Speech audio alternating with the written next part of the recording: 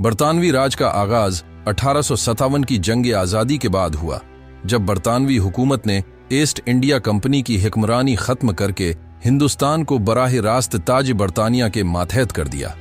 اس دوران برطانیہ نے ایک مضبوط نوآبادیاتی ڈھانچہ تشکیل دیا، جس میں سیاسی، معاشی، سماجی، ثقافتی اور عسکری حکمت عملی شامل تھی۔ برطانوی راج نے برصغیر کو جدید سیاسی و انتظامی نظام دیا، مگر ساتھ ہی ساتھ معاشی استحصال، سماجی انتشار اور سیاسی غلامی کو بھی فروغ دیا۔ برطانوی حکمرانوں نے ہندوستان پر کنٹرول برقرار رکھنے کے لیے ایک مضبوط انتظامی ڈھانچہ قائم کیا۔ 1858 کے بعد برطانیہ نے ہندوستان میں گورنر جنرل کو وائسرائے کا درجہ دے دیا، جو براہ راست برطانوی حکومت کے تحت کام کرتا تھا۔ ہندوستانی سول سروس ICS کا قیام عمل میں لایا گیا، جو انتظامی معاملات کو سنبھالنے کے لیے تھی، مگر اس میں ہندوستانیوں کو شامل نہیں کیا گیا۔ 1919 اور 1935 کے ایکٹ کے ذریعے برطانوی حکومت نے محدود سطح پر ہندوستانیوں کو سیاست میں شامل کرنے کی کوشش کی، لیکن اصل اختیارات ہمیشہ برطانوی حکام کے ہاتھ میں رہے۔ ریاستی نظام کو مضبوط کرنے کے لیے نوابی ریاستوں کو برقرار رکھا گیا تاکہ وہ برطانیہ کے وفادار رہیں۔ برطانوی راج کے سب سے بڑے نقصانات میں ہندوستانی معیشت کی تباہی شامل ہے۔ زرعی استحصال، زراعت کو برطانوی صنعتوں کے لیے خام مال فراہم کرنے والے ایک ذریعہ میں تبدیل کر دیا گیا۔ زمینداری، ریوتی اور محلوی نظام متعارف کرائے گئے، جنہوں نے کسانوں کو شدید معاشی مشکلات سے دوچار کیا۔ برصغیر کی روایتی صنعتیں جیسے کپڑے، دستکاری اور دھات سازی ختم کر دی گئیں تاکہ برطانیہ کی بنی ہوئی اشیاء کو ہندوستان میں فروغ دیا جا سکے۔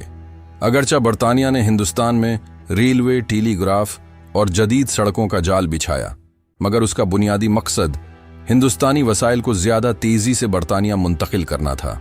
برطانوی پالیسیوں کے باعث ہندوستان میں کئی خوفناک قحط آئے، اور 1943 کا بنگال قحط، جس میں لاکھوں لوگ غذائی قلت کی وجہ سے مر گئے۔ لارڈ میکالے کے 1835 کے تعلیمی ایکٹ کے تحت ہندوستانی تعلیمی نظام میں بڑی تبدیلیاں کی گئیں۔ انگریزی زبان کو سرکاری درجہ دیا گیا اور جدید مغربی تعلیم کو فروغ دیا گیا۔ اس کا مثبت اثر یہ ہوا کہ ایک نیا متوسط طبقہ پیدا ہوا جو جدید سیاسی شعور سے آشنا تھا، مگر منفی اثر یہ ہوا کہ روایتی ہندوستانی تعلیمی ادارے اور مدارس ختم ہو گئے اور ایک مخصوص طبقہ ہی اعلی تعلیم حاصل کر سکا۔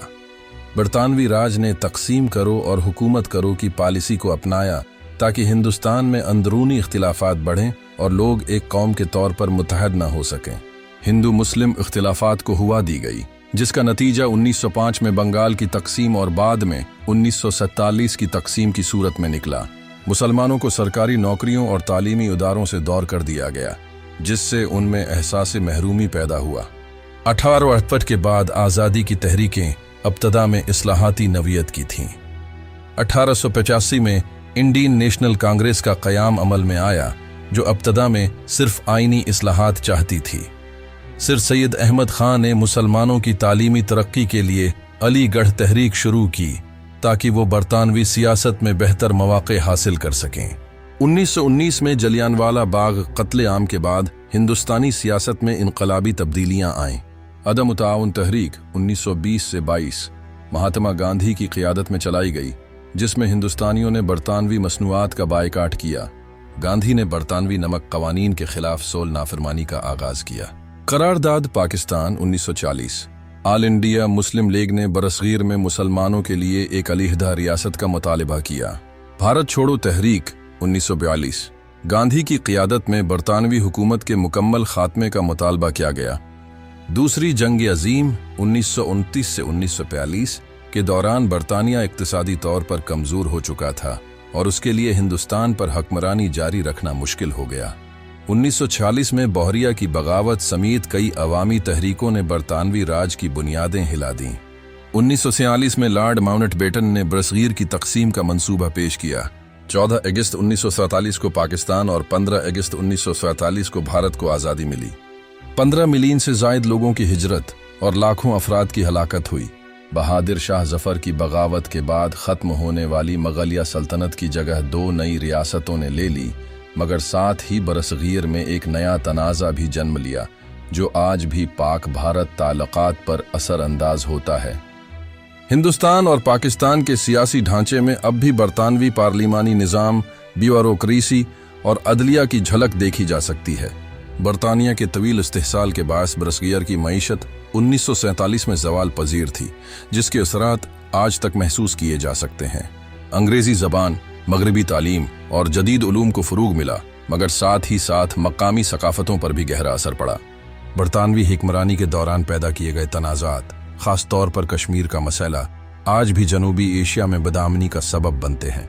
बरतानवी राज का 90 साला दौर बरसगीर की तारीख में एक फैसला कन बाब है, जिसमें जहां जदीद तरक्की, तालीम और सियासी शऊर का आगाज हुआ, वहीं माशी तबाही, सियासी गुलामी, समाजी इंतशार और आज़ादी की जदोजहद भी उसका लाजमी हिस्सा रहे।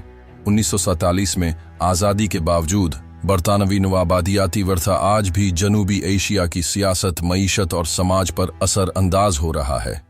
ऐसी मजीद अच्छी वीडियोस के लिए चैनल को सब्सक्राइब करें और घंटी के निशान को दबाना न भूलें।